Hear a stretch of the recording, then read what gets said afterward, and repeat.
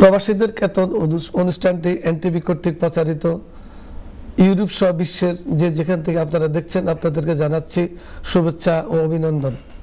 আপনারা জানেন যে প্রবাসীদের কেতন অনুষ্ঠানটির মাধ্যমে প্রবাসীদের সুখ দুঃখ নিয়ে কথা বলি।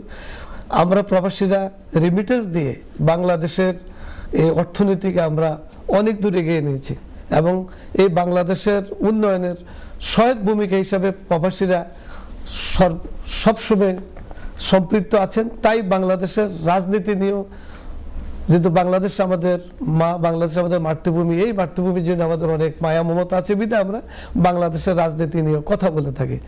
আজকে আমরা এসব বিষয়ে কথা বলার জন্য আমাদের স্টুডিওতে আমি তিনজন সম্মানিত অতিথিকে নিয়ে আসছি। আমি পরিচয় করাই দিব আপনাদেরকে এক একজন করে। সর্বপ্রথম যিনি আমার ডাইনে আছেন, উনি সবসময় টিভিতে আসেন, কথা বলেন, বিভিন্ন চ্যানেলে যান।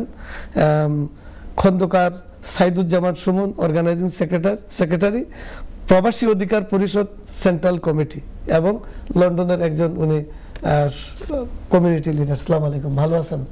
আপনাকে ধন্যবাদ।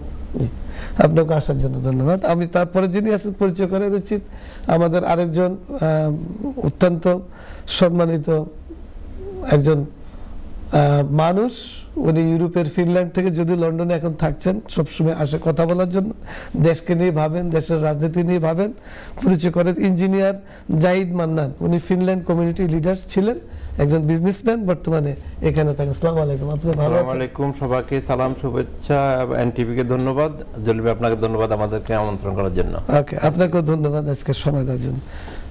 আমার বাম পাশে যিনি আছেন উনি একজন মানবাধিকার কর্মী।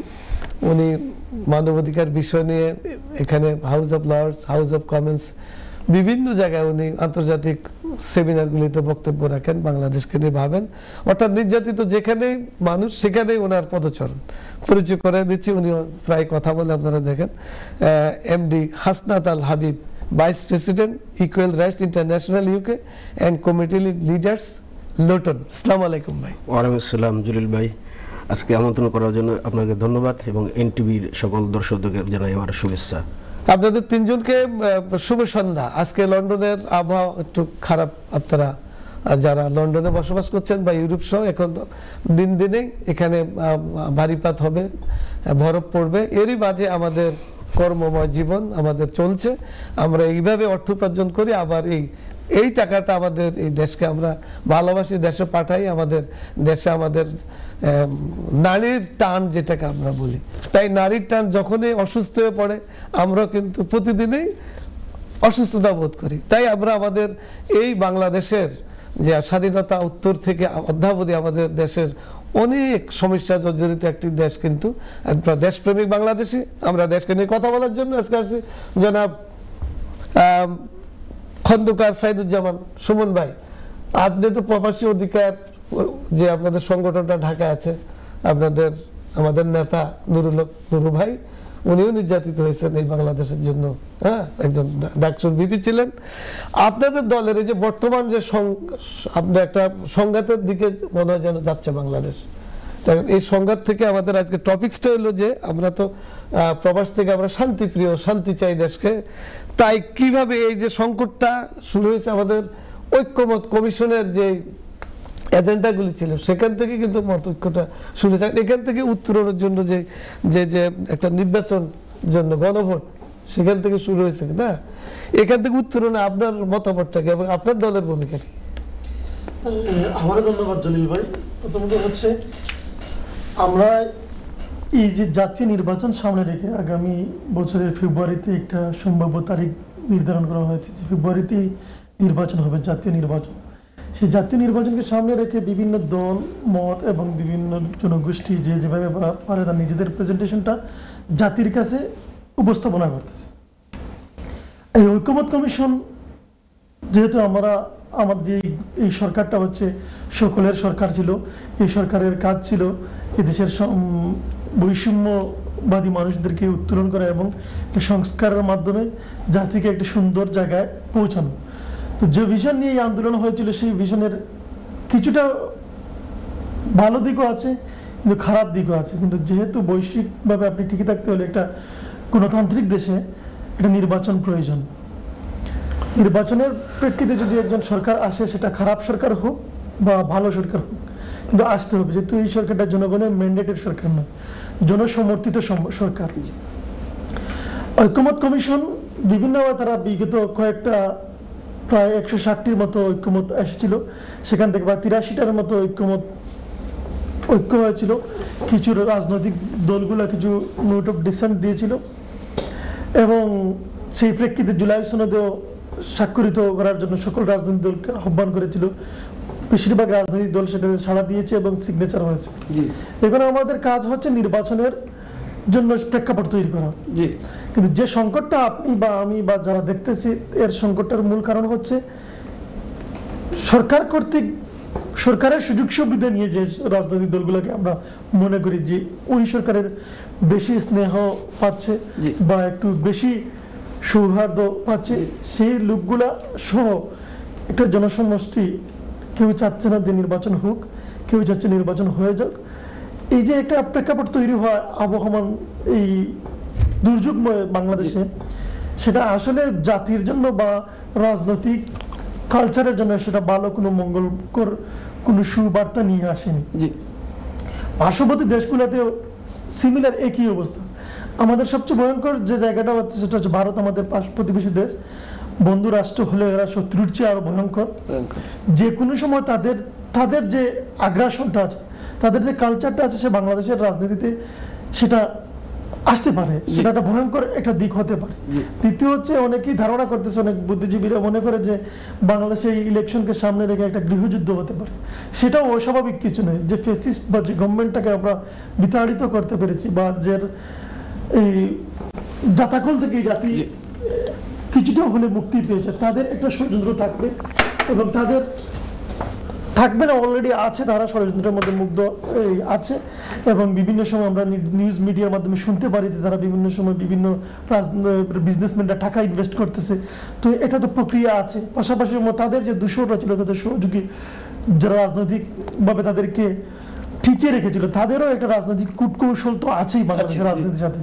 সবকিছু মিলে বাংলাদেশের বর্তমান যে শাসক আছেন ডক্টর ইউনূস, ওনার উপর এই বাঙালি জাতি এবং বাংলাদেশিরা এবং গোটা বিশ্ব একটা অগাধ আস্থা এবং বিশ্বাস রাখে। কিন্তু সেই বিশ্বাস রাখলে হবে না, বিশ্বাসের বিনিময়ে আপনাকে সেই বিশ্বাসটুকু আপনাকে প্রতিফলিত করতে হবে।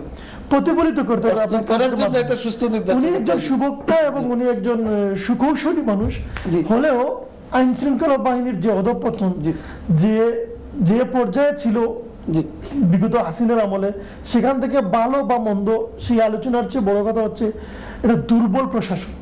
এই দুর্বল প্রশাসনকে যদি নির্বাচনের মুখোমুখি করা হয় আর এইভাবে যদি চতুর্মুখী ষড়যন্ত্রের মধ্যে দিয়ে যদি সরকার নির্বাচনে যায়, তাহলে গৃহযুদ্ধ হতে পারে। এতে কি লাভ হবে? যে প্রান্তিক মানুষগুলো যারা আছে, যারা সাধারণ মানুষগুলো ভোগান্তিতে পড়বে, সাধারণ কৃষকের ছেলে মৃত্যুবরণ করতে পারে। এবং স্বাভাবিকভাবে বাংলাদেশের রাজনীতিতে এলিট শ্রেণীর লোকগুলা এসি রুমে বসেই ঘোষণা দিয়ে দেয়, কিন্তু প্রান্তিক মানুষগুলা, গ্রামের মানুষগুলাই বেশি কষ্ট এবং দুর্যোগে ভুগে। তো এই সব কিছু থেকে উত্তোলনের জন্য একটাই রাস্তা, নির্বাচন আপনি দেন, কিন্তু প্রশাসনকে আরো বেশি শক্তিশালী করুন।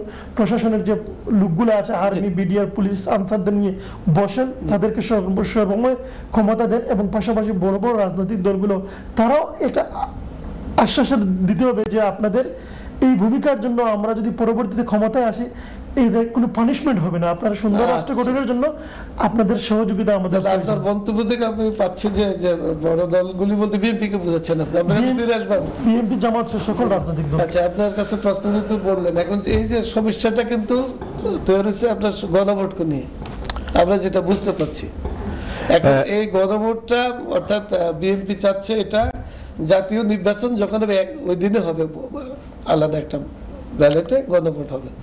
আর অন্য অর্থাৎ বিএনপির সাথে কিছু দল আছে, জামাত ইসলামের সাথে কিছু দল আছে, তারা চাচ্ছে এটা আগে। এখন এই প্রক্রিয়ার মধ্য থেকে আমরা প্রবাসীদের ভাবনাটা কি করে? এখন প্রশ্ন হচ্ছে আপনার যে বলতেছেন যে বিএনপি চাচ্ছে একই দিনে হোক, অন্যান্য কিছু রাজনৈতিক দল চাচ্ছে যে জাতীয় সংসদ অন্য নির্বাচন। আগে হোক। এখন বিএনপি কেন চাচ্ছে আপনার সেটাও দেখতে হবে। আমাদের এখন অর্থনৈতিক অলরেডি ভঙ্গুর অবস্থা, জি। সবচেয়ে বড় প্রবলেম যেটা।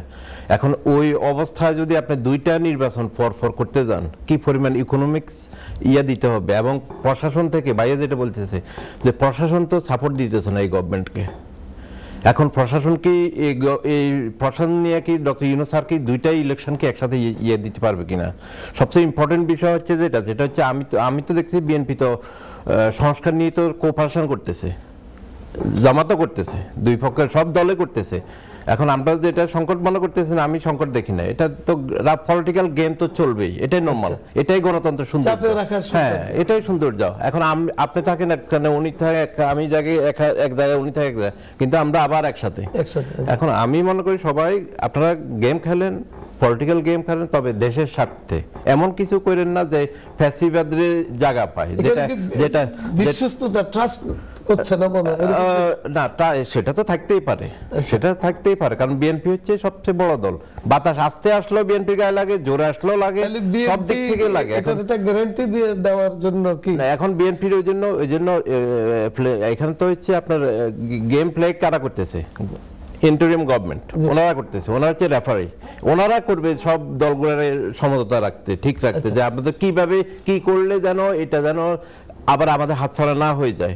ওই জন্য ওনারা করবে, বসবে, এগুলো ডিসকাস করবে, ওপেন আলোচনা করবে, প্রত্যেকটা ওয়ার্ড নিয়ে। ওনারা টিভিতে, এখন তো মিডিয়ার যুগ, মিডিয়াতে বসে আপনি কোশ্চেন আসবে, কোশ্চেনের ডিসেন্ট কি দিছে সময় বিএনপি জবাব তো অলরেডি আলোচনা, সমস্যার সমাধানের না, এটা আরো করতে হবে। এখন আমাদের টাইম আছে, নির্বাচন ঘোষণা হচ্ছে। বিএনপি তো আসছে না, বিএনপি বলছে কি না, আমি দুইটা নির্বাচন আমি চাই না এভাবে হয় না। কারণ হচ্ছে এত বড় ইকোনমি আপনি সাপোর্ট দিতে পারতেছেন না। তো বিএনপি থেকে আপনি এনশিওর করেন ওইভাবে আপনারা সবার থেকে মানে ওইভাবে মুসলেখা নিয়ে আনেন যে যেটা হবে। হ্যাঁ না, ভোটটা একই দিনে চাচ্ছে বিএনপি তো না করতেছে না। তো একই দিন হলে বিএনপি যদি ওটা না রেসপেক্ট করে, এই দেশের পাবলিক আপনি কি মনে করেন? হ্যাঁ, আন্দোলন না শুধু বিএনপি, দেশে আওয়ামী লীগের মতো, আওয়ামী লীগ তো ইন্ডিয়ার দল, ওরা তো পালাতে পারছে, বিএনপি পালাবার জায়গা পাবে না। এটা আমরাও দিব না। আপনার মূল কথাটা হলো কি, তাহলে গণভোটটা তাহলে কি গণভোটটা একই দিন হলে আমি কোনো প্রবলেম দেখি না। এর আগে বসে আপনার সমঝোতা ইয়েগুলা করে নেন, সিগনেচার করে নেন, যে সাথে করবে সমঝোতা, এই রেফারি সবার সাথে করবে, সকল রাজনৈতিক দলের সাথে করবে, সরকারে করবে। হ্যাঁ, তাদের সাথে না, জমার সাথে কি করবে? জমার সহ বসবে, এটা সরকার ডাকবে, সরকার ডাকবে বিএনপি কে, সব দলকে, দলই বসবে, বসে সবকিছু হবে যে আমাদের এই সংস্কার এগুলো হবে। প্রধান হলো ডক্টর আমরা যেটা কমিশনের প্রধান ডক্টর ইউনূস। হ্যাঁ, সব রেসপেক্টে ওনার জায়গা। আমরা না শুধু সকল রাজনৈতিক দল ওনাকে সাপোর্ট করা ভেরি ইম্পর্টেন্ট এখন। না কিন্তু যদি কোনো কারণে এই ফ্যাসিস্ট জায়গা করে নেয়, কারণ এটা তো হাজার হাজার কোটি টাকা চুরি করে এখন ফুললি ইনভেস্ট করতেছে। এখন যারা দেশ বুঝে, রাজনীতি বুঝে, তারা একটা লোকের রাস্তা নামবে না, এই সব টাকার বিনিময়ে। আমরা আপনার কাছে আবার আসবো, সুন্দর পয়েন্ট বাইরে আসছে, পরে আলোচনা আসবো। আমাদের মানবাধিকার বিষয়ক ভাই, আপনার যেহেতু মানবাধিকার নিয়ে কাজ করেন, তো এখন আমাদের একটা অধিকারের কথা, যেহেতু বাংলাদেশের 330টা আসনের মধ্যে 300 আসন নির্বাচনে হয়, আর 30টা হয় মহিলা, এটা জাস্ট সংরক্ষিত আসন। এখন আমি 1,20,00,000 প্রবাসী ভোটার হইলাম, আমরা প্রায় 80 লক্ষ ভোটার হয়েছি। এখন আমরা যেহেতু ভোটার হয়েছি, ভোটও দিব, অর্থ দিচ্ছি, আপনার প্রবাস থেকে এত কষ্ট করে, ঠান্ডার দেশ, বিভিন্ন কষ্ট করি, তো আমাদেরকে কি সংসদে যাওয়ার জন্য কি আমাদের কোনো আমাদের অধিকার কথাগুলি বলতে হলে আমাদের সংসদে যাইতে হয়? আমাদের এই আসন পাওয়ার জন্য আপনার মতামত এই সরকারের কাছে? ধন্যবাদ। দেখেন, 2024-এ পররাষ্ট্র মন্ত্রণালয়ের তথ্য অনুযায়ী 1,20,00,000 প্রবাসী রয়েছে, যাদের ভিতরে 80 লক্ষ হলো অ্যাডাল্ট, যারা ভোটার। তো আর মোট ভোটারের 7% আপনি প্রবাসী। তো 7% যদি ভোটার প্রবাসী হয়ে থাকে, সেক্ষেত্রে তারা 21 সিট এটা তো ডিজার্ভ করে। জি, যদি এরকম একটা সিস্টেম করা যায় যে 21 সিট যদি তাদের জন্য রিজার্ভ করা যায়, সেটা বাংলাদেশের জন্য অবশ্যই পজিটিভ হবে। আর এটা এমন না যে বাংলাদেশে প্রথম কান্ট্রি হিসেবে এটা করতে যাচ্ছে, এটা পৃথিবীতে এরকম উদাহরণ রয়েছে। আপনি ইউরোপের উন্নত দেশগুলিতে উদাহরণ রয়েছে, যেমন আপনার ইতালিতে আছে, ফ্রান্সে আছে, পর্তুগালে আছে। তো আপনার ইতালিতে তো 12টা সিট আছে আপনার রিজার্ভ, আচ্ছা, প্রবাসীদের জন্য। ফ্রান্সে আছে আপনার 11টা ডিস্ট্রিক্ট রিজার্ভ। তো এটাকে যদি ফলো করেন, আপনারা অনেক সময় আমরা উদাহরণ দিই যে বাংলাদেশ আর মালয়েশিয়ার সিচুয়েশন, অর্থনৈতিক সিচুয়েশন একটা সময় সেম ছিল। তো মালয়েশিয়া তো আগায় গেল কিভাবে, সবাই এক্ষেত্রে মাহাথির মোহাম্মদের নামটা চলে আসে। উনি কিন্তু যখন শুরুটা করছিলেন, তো ওনার দেশের যে ট্যালেন্টেড মানুষজন যারা ইউরোপ আমেরিকায় ছিল, এদেরকে কিন্তু উনি নিয়ে আসছে, নিয়ে এসে দেশের কাজে লাগাইছে। তো দেয়ারফর যদি পরবর্তী সরকার, স্পেশালি এই সরকার তো প্রায় শেষ, যদি এই ব্যবস্থাটা করে প্রবাসীদের জন্য, তাহলে দেশও আগায় যাবে এবং প্রবাসীদের অধিকারও সংরক্ষিত হবে। যেমন আপনি উদাহরণস্বরূপ আমরা বলতে পারি, যেমন প্রবাসী মন্ত্রণালয়, সেটা যদি একটা প্রবাসী এক্সপিরিয়েন্স কোন মানুষের দ্বারা পরিচালিত হয়, তাহলে আমি মনে করি প্রবাসীরা আরো বেশি উপকৃত হবে। এর দ্বারা দেশও পক্ষান্তরে এগিয়ে যাবে এবং প্রবাসীদের বিভিন্ন সমস্যাগুলো নিয়ে কথা বলতে পারবে। হ্যাঁ, সেটা যদি আপনার 21টা সিট যদি আপনি সংরক্ষিত রাখেন, আর যদি কিছু মন্ত্রণালয় দিয়ে দেন, একটা দুইটা মন্ত্রণালয় স্পেশাল প্রবাসী মন্ত্রণালয় আছে তো, এটা এক্স্যাক্টলি, সেটা যদি আপনার প্রবাসীর দ্বারাই পরিচালিত হয়, সেটাই তো সবচেয়ে বেটার হবে আমি মনে করি। আপনি স্বাস্থ্য মন্ত্রণালয়, একজন মানুষ যদি এক্সপিরিয়েন্স ডাক্তার হয়, তাহলে কিন্তু সে স্বাস্থ্য মন্ত্রণালয়টা খুব ভালোভাবে পরিচালিত করতে পারবে। জি, না, যে উচ্চ কক্ষ বা যে যেখানে আছে সেখানে তো প্রবাসীদেরকে স্থান দিতে পারে নাকি, এরকম? হ্যাঁ, চাইলে সেখানে আপনি অ্যাকোমোডেট করতে পারেন। আচ্ছা, ধন্যবাদ। আপনার কাছে আমরা ফিরে আসবো। আমি কি একটু অ্যাড করতে পারবো ভাই? আচ্ছা, বলুন, আপনি কি অ্যাড করতে চান? এখানে শুধু অধিকার না, আপনি যদি একটু তাকান, আমাদের অনেক মানুষ আছে যারা গ্লোবালি গ্রো আপ হয়েছে, আচ্ছা, যাদের জ্ঞান শুধু বাংলাদেশের একটা অঞ্চল বা একটা ডিস্ট্রিক্ট বা বাংলাদেশ নিয়ে যাদের ইয়েতে না, ব্রেনে না, যারা গ্লোবালি থিঙ্ক করতে পারে, এখানে অনেক মানুষ আছে। এটা আমার তো মনে হয় এটা প্রবাসী সাথে দেশ উপকৃত হবে বেশি। আপনি 300 জন এখন এমপি হয় বাংলাদেশে, 330 আছে। ওনাদের সাথে প্রবাসী যারা ক্যান্ডিডেট তাদেরকে বসান, আমি শিওর প্রবাসীরা বেটার করবে, কোনো ডাউট নাই। কারণ আমরা চোখ বন্ধ করলে পুরো ওয়ার্ল্ডটা থিঙ্ক করতে পারি, কোনো শুধু না, রাষ্ট্র না, আমরা একদম পুরো ওয়ার্ল্ডটাই থিঙ্ক করতে পারি, কোথায় কি চলতেছে, কেমন চলতেছে, মানুষ কিভাবে জীবিকা করতেছে। এটা রাষ্ট্রের এখন দরকার হচ্ছে যারা মোর এক্সপিরিয়েন্স পিপল, যারা আন্ডারস্ট্যান্ড করে যে কোনো সিচুয়েশন, যে কোনো কিছু, যারা বেটার হ্যান্ডেল করতে পারে বাংলাদেশে যারা আছে তাদের চাইতে, আপনার তাদেরকে করা, প্লেস দেওয়া উচিত। এরকম অনেকে প্রবাসীদেরকে ডেকে নিয়েছে, এবং বিশেষ করে বিএনপি চেয়ার আপনার ভারপ্রাপ্ত চেয়ারম্যান তারেক রহমান, তার সাথে প্রবাসী তরুণরা কাজ করতে গেলে তারা, আপনি ডক্টর ইউনূস স্যারের দিকে তাকান, উনি কিভাবে আজকে বাংলাদেশ আইকন, প্রবাসী আমাদের সাইদুজ্জামান ভাই, যে আগামী যে নির্বাচনটা, ফেব্রুয়ারিতে নির্বাচনটা ইনশাআল্লাহ আমরা আশা করি হবে, যত বাধা বিপত্তি আসুক না কেন, এখন এই সাবিটা দেশের রাষ্ট্র পরিচালনা, দেশের অর্থনীতি সবকিছু নির্ভর করছে কিন্তু এই নির্বাচনের উপরে, তাই না? এখন এই সাবিটার আপনার কাদের হাতে যেতে পারে, আমাদের প্রবাস থেকে একটা ধারণা তো আমাদের আমরা পোষণ করতে পারি মনে হয়। জলিল ভাই, ভেরি ক্রিটিক্যাল কোয়েশ্চন। কারণ হচ্ছে 2001 নির্বাচন পর্যন্ত ধরা হয় একটা গ্রহণযোগ্য নির্বাচন ছিল। 8 নির্বাচনটাও একটা মেকানিজম নির্বাচন হয়েছে, সকল নির্বাচন ছিল, সকল, তারপরে এটা গ্রহণযোগ্য ধরা হয়। তারপর থেকে বাংলাদেশ কিন্তু আসলে কোনো নির্বাচন দেখেনি, এবং যে জেনারেশনটা গ্রো আপ হইতেছে, বা যে এই জেনারেশন অনেকেই নির্বাচনে প্রার্থী হবে, তারা কিভাবে ভোট দিতে হবে বা ভোট দিয়েছে কিনা সন্দেহ আছে। তো এই নির্বাচনটা আসলে বহু দিক থেকে একটা চ্যালেঞ্জিং নির্বাচন। গোটা একটা জেনারেশন নির্বাচন বুঝেই না, এর আমেজটা সম্পর্কে আইডিয়া নেই।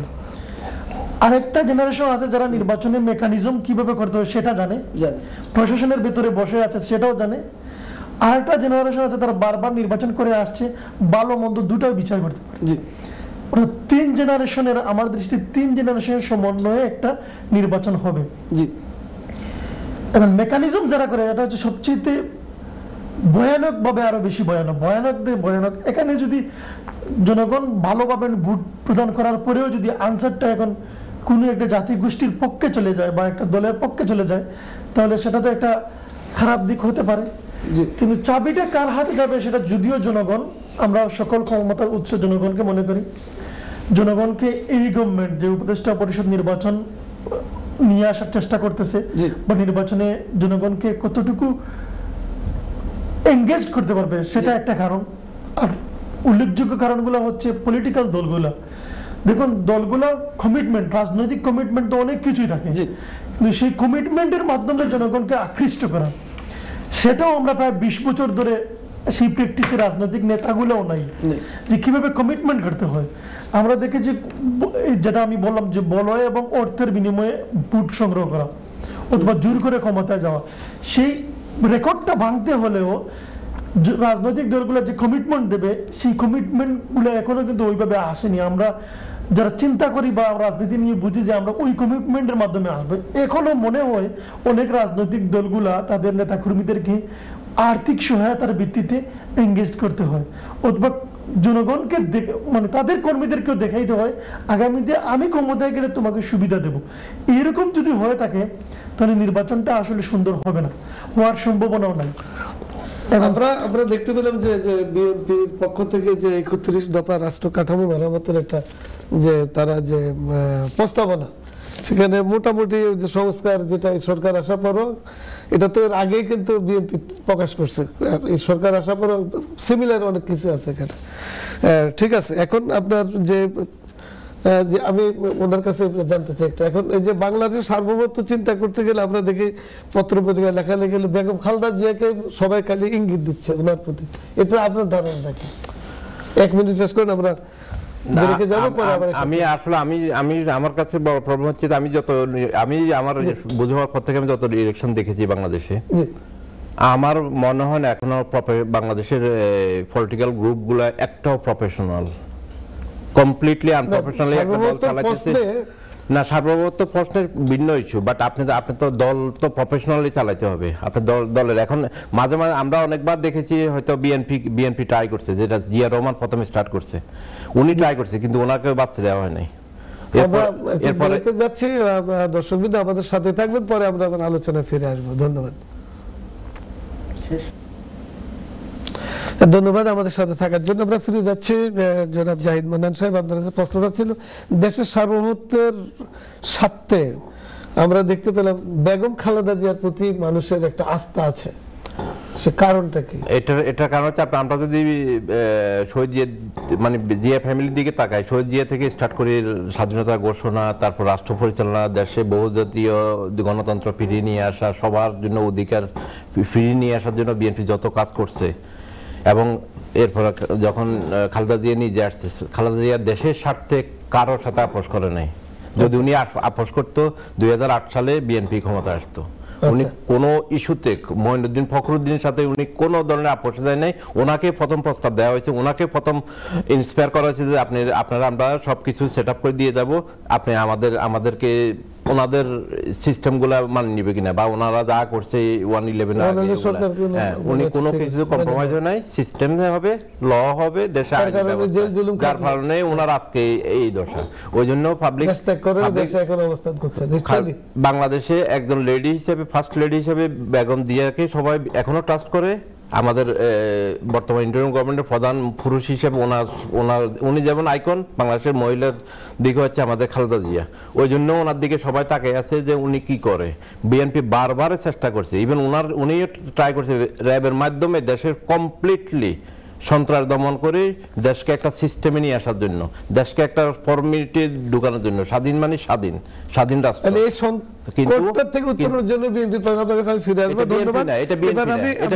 এটা করতে হবে জনগণ মিলে, বিএনপির একা দায়িত্ব না, এটা সকল জনগণের দায়িত্ব, এটা খেয়াল রাখতে হবে আমাদের। ধন্যবাদ, আপনার কাছে ফিরে আসবো। আচ্ছা, মানবাধিকার নিয়ে যেহেতু কাজ করেন আপনাকে, আচ্ছা মানবাধিকার নিয়ে যে আপনি কাজ করছেন, মানবাধিকারের অপরাধগুলি আসলে কি? এবং আমাদের দেশে কি ধরনের অপরাধগুলি ঘটছে, এটার বিচার হওয়া কি? ক্রাইম এগেইনস্ট হিউম্যানিটি, জি। এটা হলো আন্তর্জাতিক আইনের চরম লঙ্ঘন। জি, জি। যখন একটা লার্জ স্কেলে সিভিলিয়ান পপুলেশনের উপর জি। মার্ডার, টর্চার, রেপ, এনস্লেভমেন্ট, গুম, এনফোর্স ডিসঅ্যাপিয়ারেন্স, জি, আপনার এথনিক ক্লিনজিং, জি। এই যে অপরাধগুলো, জি, এগুলো প্রত্যেকটাই আপনার মানবতা বিরোধী অপরাধ হিসেবে বিবেচিত হয়। জি, আর it can be committed against a state's own citizen as well as foreign nationals G, in a peaceful or conflict situation. জি, আমরা বিগত একটা সরকার ছিল জি। যারা ডেমোক্রেটিক গভর্নমেন্ট, জি। সামহাও তারা নির্বাচনের মাধ্যমে আসছিল, জি। একটা পিসফুল সিচুয়েশন আমরা যেটা দেখছি, জি। সেখানে মানুষকে আয়না ঘরে নিয়ে রাখা হয়েছে, জি। সেটাও কিন্তু একটা মানবতা বিরোধী অপরাধ। জি। আর একটা হলো যে দেখেন গত জুলাইতে যেটা দেখলাম, জি, সেখানে আপনার যে 3টে এলিমেন্ট পাওয়া গেছে সেখানে, জি, যে এখানে হুকুমদাতাকে সেটা কিন্তু পাওয়া গেছে, জি, আর একটা হলো এক্সিকিউট কে করছে, জি, তো সেটাও সকলের সামনে এটা অনেকটাই প্রমাণিত, জি। আদালতের মাধ্যমে এখনো প্রমাণিত না, বাট মানুষ সেটা জানে। জি। আর সেখানে ডেড বডিগুলি কিন্তু পাওয়া গেছে, গণকবরেরও সন্ধান মিলছে। জি, দেয়ারফর সেখানেও একটা আপনার মানবতা বিরোধী অপরাধ সংগঠিত হয়েছে। জি। আর এটার যে আপনার নুরেমবার্গ ট্রায়ালকে জি। আপনার স্ট্যান্ডার্ড ধরে 1973-তে জি, এর বিচারের প্রক্রিয়ার জন্য অ্যাক্ট তৈরি করা হয়। আর শুরুর দিকে তখন আর কি মিলিটারি লিডারশিপ যেটা ছিল পাকিস্তানের 195 মোস্ট প্রবাবলি তাদের বিচারের জন্য একটা করা হয়। জি। পরবর্তীতে শেখ হাসিনা সরকার 2010-এ ওই আইনটাকে অ্যামেন্ড করে সেখানে সিভিলিয়ানদের ওই একই আইনের অধীনে জি। বিচারের আয়োজন তিনি করেন। জি। সেক্ষেত্রে বিএনপি সালাউদ্দিন কাদের চৌধুরী এবং জামাতের অনেকগুলি শীর্ষ নেতাদের ওই একই আইনের অধীনে বিচার করা হয়। এখন যে বিচারটা চলছে ইন্টারন্যাশনাল ট্রাইব্যুনাল 13 তারিখ একটা রায় ঘোষণা হওয়ার কথা আমাদের আগামী 2 দিনের বাকি। জি জি জি, আচ্ছা, হোপফুলি আমরা একটা রায় পাবো। ধন্যবাদ আপনার কাছে। আমি আবার ফিরে আসবো, আমি যাচ্ছি ভাই। আজকে দেখলাম আপনার সুমন সাহেব, আজকে দেখলাম যে জামাত যে 11 তারিখ যে একটা সমাবেশ ডাকছে পল্টনে, দেখতে পেলাম যে জাতীয় পার্টির সাথে তাদের একটা গোপন বৈঠক। এই ব্যাপারে কি আপনার কি মতামত? এটা রাজনীতিতে কি খেলা? দেখুন 11 তারিখে তারা সম্ভবত 5 দফা দাবি নিয়ে একটা সমাবেশ করতে যাচ্ছে ঢাকাতে। দেখুন রাজনৈতিক দল হিসেবে সকল রাজনৈতিক দলের অধিকার আছে রাজনৈতিক সম্মেলন করা, জনগণের সাথে কানেক্টিভ হওয়ার জন্য। কিছুদিন আগে তারা আন্দোলন করছে যে আওয়ামী লীগকে ব্যান করছে জামাত, আর আপনি যেটা জাতীয় পার্টিকে তারা ব্যান চায়। এখন আপনি যেটা বললেন যে জাতীয় পার্টির সাথে তারা গোপন বৈঠক করেছে, সেটা আসলে তো প্রমাণিত হয়নি বা আমরা জানি আপনার কাছ থেকে শুনলাম। যদি তারা জাতীয় পার্টির কাছে যায় তাহলে সেটা তো আরেকটা যুদ্ধ অপরাধ হয়ে গেল। কারণ হচ্ছে কি স্বাভাবিকভাবে, কারণ হচ্ছে কি আমি জামাতে ইসলামের সাথে বিভিন্ন এলিগেশন আছে, ব্লেম আছে, কিছুটা সত্য আছে, কিছুটা তাদের উপরে চাপানো হয়েছে, কিছুটা তারা নির্যাতিত হয়েছে এই বাংলাদেশে, আবার কিছুটা তাদের বাংলাদেশকে অনেক কিছু দিয়েছে। তারা একটা আলোচিত সমালোচিত সুনাম এবং বদনাম নিয়ে পরিবর্তন আছে, তাদের অনেকগুলা ভূমিকা আছে। সর্বোপরি তারা সর্বশেষ যে জুলাই বিপ্লবে তাদের ভূমিকা অপরিসীম ছিল, যার যেটা আছে সেটা বলতে হবে। সেখানে যদি তার জাতীয় পার্টি এবং আওয়ামী লীগকে যদি তারা ক্ষমতায় যাওয়ার আশায় তারা জাতীয় পার্টির সাথে আঘাত করতে চায় বা ওইরকম আওয়ামী লীগের সাথে গোপনে বৈঠক করতে চায় ও তাদের ব্লেসিং নিয়ে ক্ষমতায় যেতে চায়, এইরকম স্বপ্ন যদি জাতীয় পার্টি দেখে তাহলে সেটা তো মতিউর রহমান নিজামীর জাতীয় পার্টি হলো না, জামাত হলো না, মতিউর রহমান নিজামী বা কাদের মোল্লা, কামরুজ্জামান এবং দেলোয়ার সাঈদীর যারা এদেশের ইসলামপন্থী মানুষ ছিল, তারা ইসলামের কথা বলে এবং জিহাদের কথা বলে তারা হাসি মুখেই এক প্রকারে তারা মৃত্যুকে মেনে নিয়েছে। প্রথমে তারা তাদের রক্তের সাথে বেইমানি করবে, তাদের স্পিডের সাথে বেইমানি করবে। দ্বিতীয়ত হচ্ছে তার যে ইসলামপন্থী দল হিসেবে যারা যে ইসলাম দেশের ধর্মপ্রাণ মুসলমানদের আবেগে ক্লিক করবে। কারণ কি হচ্ছে আওয়ামী লীগের এক্সটেনশন বলা হয়, বর্তমান এক্সটেনশন হচ্ছে এই জামাত এই জাতীয় পার্টি। আওয়ামী লীগ যেখানে অনুপস্থিত, আওয়ামী লীগের কার্যক্রম নিষিদ্ধ, আওয়ামী লীগ কখনো বাংলাদেশের রাজনীতিতে ফিরবে কিনা অদূর ভবিষ্যতে তা বলা যাচ্ছে না। সেখানে অনেকেই মনে করতেছে এই আওয়ামী লীগের যদি ভোর করার জায়গা থাকে তাহলে সেটা ওটা জাতীয় পার্টি জাতীয় পার্টি ছিল। জাতীয় পার্টি। আর জাতীয় পার্টি যে কোনো সময় আনপ্রেডিক্টেবল একটি দল, যে কোনো সময় যে কোনো সিদ্ধান্ত নিবে, সেটা দেশের স্বার্থে কোনোদিনই নেয়নি তারা নিজের স্বার্থ দেখবে এবং সামান্য সুবিধার্থে তারা বিক্রি হয়ে যায়।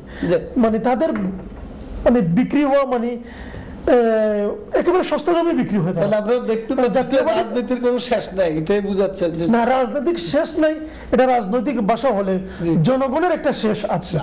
জনগণের শেষ হচ্ছে জবাব, যেটা শেখ হাসিনাকে জবাব দিয়েছে যে এটা হচ্ছে তোমার শেষ, গেট আউট। এখন যদি জামাতে ইসলামের মতো একটা গুছানো রাজনৈতিক দল, তাদের একটা নিজস্ব ইডিওলজি আছে, তারা দেশের মানুষকে আবেগ নিয়ে কথা বলে, তাদের কথাবার্তাও সুন্দর, আদর্শিক দিক আছে, বিএনপিরও আছে, সব দলের আছে, তারা যদি এখন জাতীয় পার্টির সাথে মনে করে সাথে নিয়ে তারা নির্বাচনে যেতে চায়, তাহলে তাদের যে সম্ভাবনা জেগে উঠেছে, বিগত 82 বছর তাদের বয়স হবে, অলমোস্ট 80 উপরে হবে তাদের বয়স, সেই বয়সের মধ্যে সবচেয়ে সম্ভাবনাময় সময় হচ্ছে কমপ্লিট যৌবন, তারা 80 বছর বয়সে এসে পেয়েছে এই মুহূর্তে।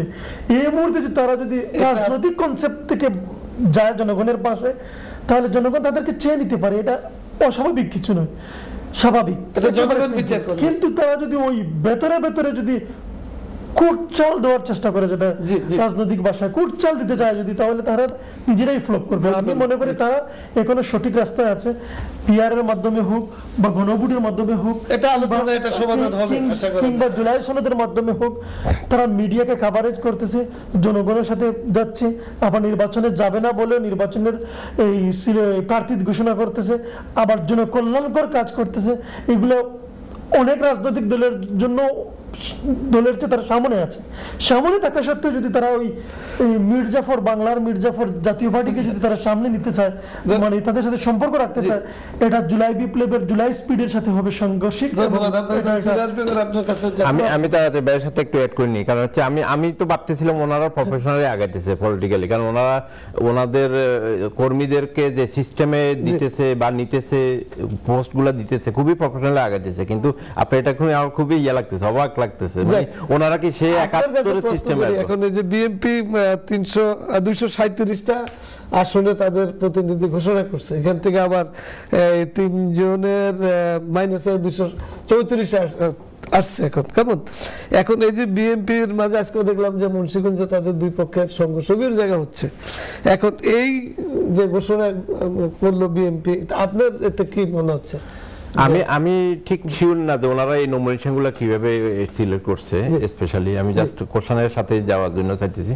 কারণ হচ্ছে ওনারা, আমরা অনেক সময় শুনি যে বিএনপিতে ফ্যামিলি তন্ত্র চলতেছে কন্টিনিউ, তো এটাতে আমি শর্টলি বলি যে বিএনপি মানে জিয়া ফ্যামিলি, জিয়া মানে বিএনপি, একমাত্র জিয়া ফ্যামিলি ছাড়া বিএনপির ভিতরে কোনো ধরনের পলিটিক্যাল ফ্যামিলি তন্ত্র না যদি থাকে, তাহলে এই সমস্যাগুলো বাড়তে থাকবে, এই সমস্যাগুলো কখনোই শেষ হবে না। ওনাদের আর একটু ডেমোক্রেট হওয়া উচিত এই ইয়েগুলাতে, নমিনেশনগুলোতে।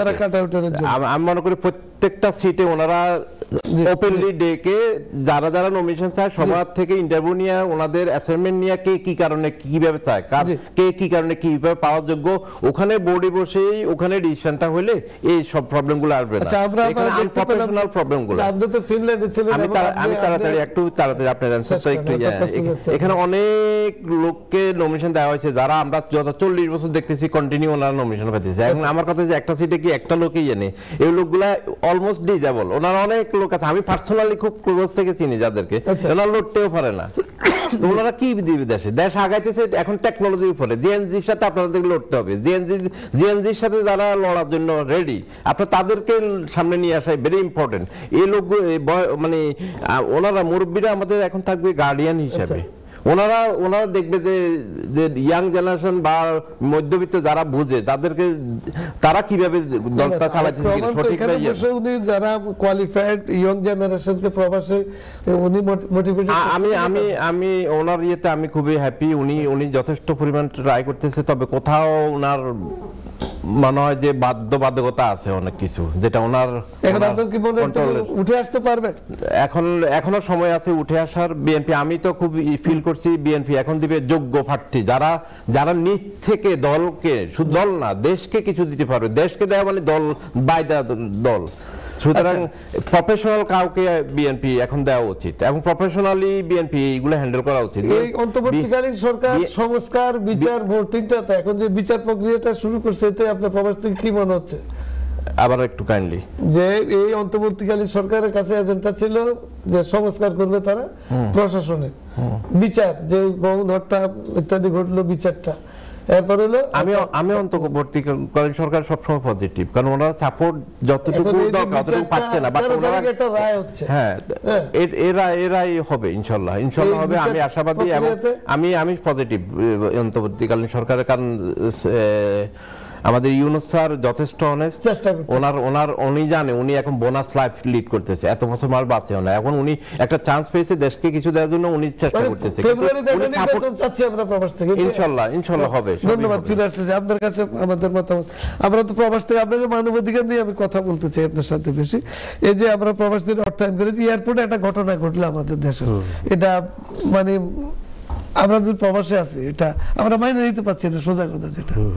এইটার ব্যাপারে আপনার মতামত কি? আবার ওদের কালকে দেখলাম মোবাইল চুরি করে একটা আনসারের বডির থেকে 13টা মোবাইল বাইর করছে, 15টা। এই ব্যাপারে আপনি বলেন, প্রবাস থেকে আপনার মতামত কি?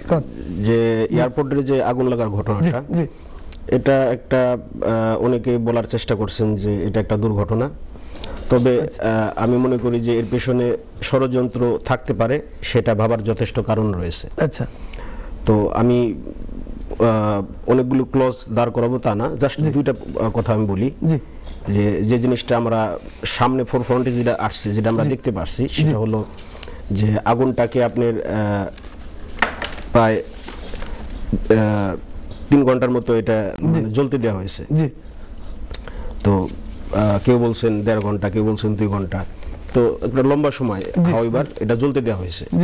আরেকটা হলো যে এয়ারপোর্টে নিজস্ব ফায়ার সার্ভিস ইউনিট রয়েছে, তারা কিন্তু সেখানে অ্যাপ্রোচ করছে, তাদেরকে ঢুকতে দেওয়া হয় নাই। তো এই দুইটা পয়েন্ট যদি আপনি সামনে নিয়ে আসেন, 1.5 ঘন্টায় এন্ট্রি করতে দেওয়া হয় নাই। হ্যাঁ, তো 1.5 ঘন্টা আগুনটাকে জ্বলতে দেওয়া হয়েছে এবং তাদেরকে ভিতরে যাওয়ার অনুমতি দেওয়া হয় না।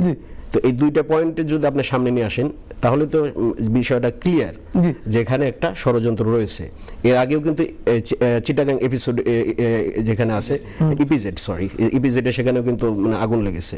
তো ওটা একটা অর্থনৈতিক একটা আঘাত, এয়ারপোর্টে যেটা হলো সেটা একটা অর্থনৈতিক আঘাত। হ্যাঁ, তো এখানে বহির্বিশ্বেরও কোনো একটা ষড়যন্ত্র থাকলেও থাকতে পারে। হ্যাঁ, এগুলিকে বিচার আনা জরুরি বলে আমরা মনে করি। আমরা জানি যে এটা একটা তদন্ত কমিটি হয়েছে, কিন্তু রিপোর্ট কবে আমরা পাবো সে ব্যাপারে আমরা শিওর না। আচ্ছা, হয়তো বা একটা কিছু। ধন্যবাদ। আমি সুমন ভাই আপনার কাছে যাচ্ছি। এখন এই যে আমাদের নির্বাচনটা আমাদের যেটা ফেব্রুয়ারিতে এটা করা প্রয়োজন দেশের স্বার্থে, তাই না, দেশের অর্থনীতির স্বার্থে। এখন এই উত্তরণটা আমাদের কি আরো, যেটা যে আসিফ নজরুল সাহেব বললো যে রাজনৈতিক দলগুলিকে 7 দিন সময় দিচ্ছে উনি, তারা আলোচনা করে নাহলে সরকার এটা ডিসিশন নেবে। এটা আপনার মতামত কি? আমাদের দেখুন, রাজনৈতিক দলগুলো তাদের মতামত বিগত দিনে জানাচ্ছে, পজিটিভ নেগেটিভ। অধিকাংশ মতামত যখন আসছে, উনি আরো টাইম দিতেছেন, আরো মনে হচ্ছে যে কেউ একজনকে বেশি সুবিধা দেওয়ার জন্য বা কোনো একটা দলকে বেশি সুবিধা দেওয়ার জন্য আবার পুল করতেছেন। এসব না দিয়ে অভিভাবক হিসেবে, রাষ্ট্রের প্রধান হিসেবে এই উপদেষ্টা পরিষদকে তারা নিজেরাই একটা সিদ্ধান্ত যাওয়া উচিত। কারণ যখন সিদ্ধান্তে চলে যাবে, সেটাই হবে কল্যাণকর সিদ্ধান্ত।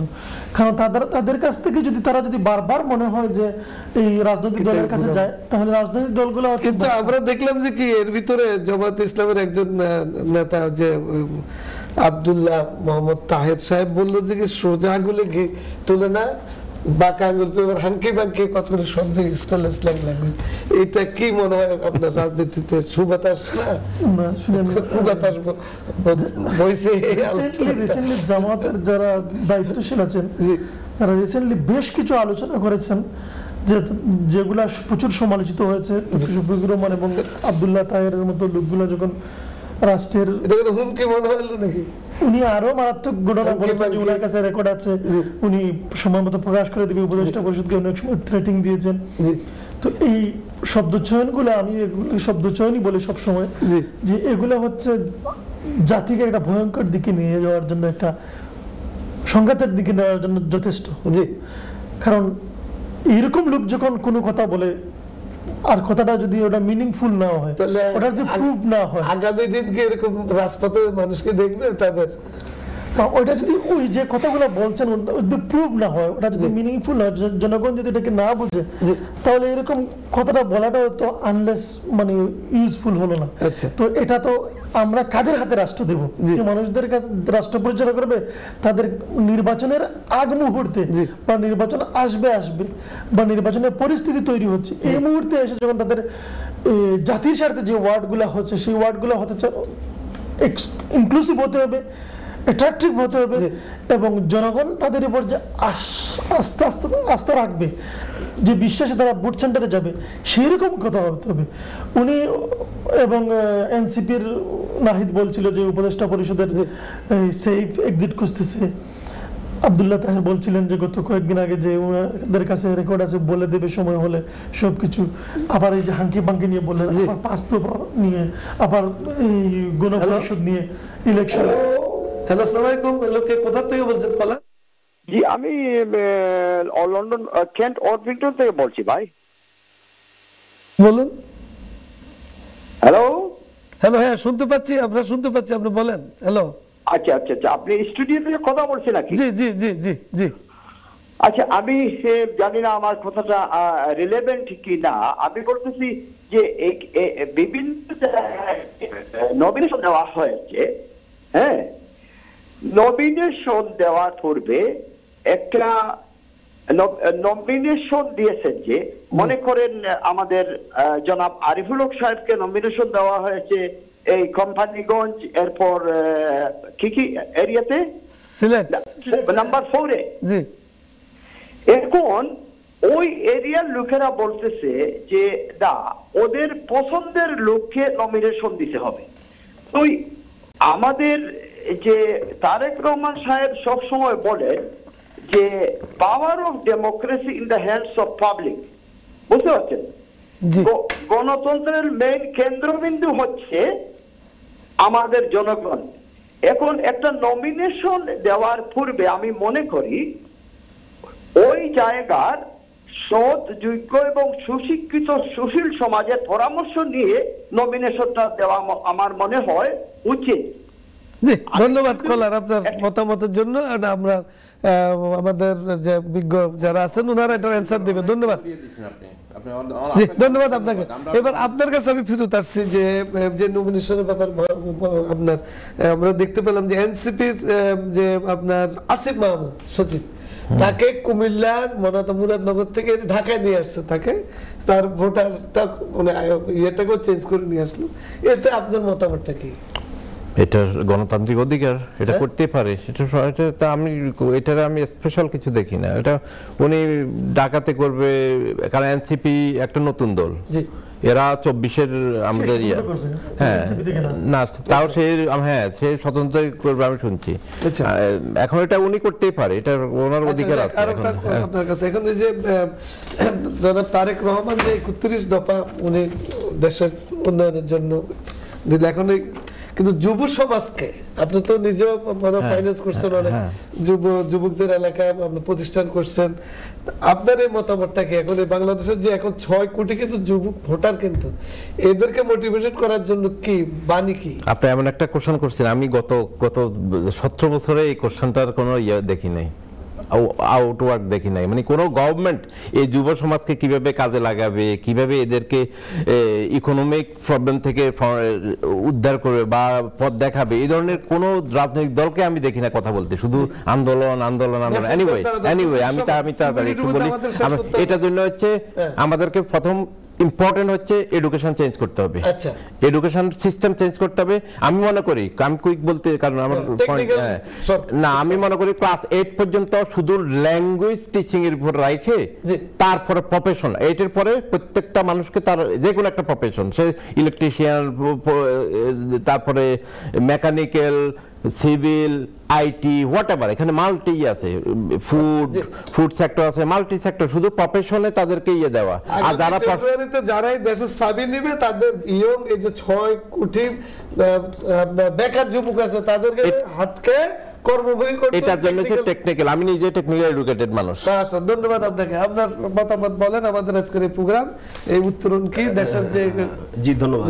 তরুণদেরকে যদি আপনি জবের ব্যবস্থা করতে চান, সেক্ষেত্রে যেটা করতে হবে, আপনার কর্মমুখী শিক্ষা ব্যবস্থায় আপনাকে যেতে হবে। আর পাশাপাশি মহিলা যারা সবাইকে, ছেলে মেয়ে উভয়ের জন্যই 6 কোটি বেকার আছে দেশে। জি জি, কর্মমুখী শিক্ষা ব্যবস্থাকে আপনাকে জোরদার করতে হবে, সেদিকে ফোকাস করতে হবে। এন্ড এটার সাথে আরেকটা জিনিস, সেটা হলো আপনার ইন্টারন্যাশনাল ল্যাঙ্গুয়েজ যেহেতু ইংলিশ, এটার উপর আপনাকে জোর দিতে হবে। অন্যান্য দেশের ল্যাঙ্গুয়েজ, জাপান এবং কোরিয়া, সেটাও আপনি পাশাপাশি একাধিক ল্যাঙ্গুয়েজ যুক্ত করতে পারেন। স্পেশালি ক্ষমতা যাবে সাবি নিবে দেশের এই যুবকদেরকে কাজে লাগাইতে হবে। আপনার কাছে মতামত কি? আমাদের কিন্তু শেষ পর্যায়ে চলে যাচ্ছে আমরা।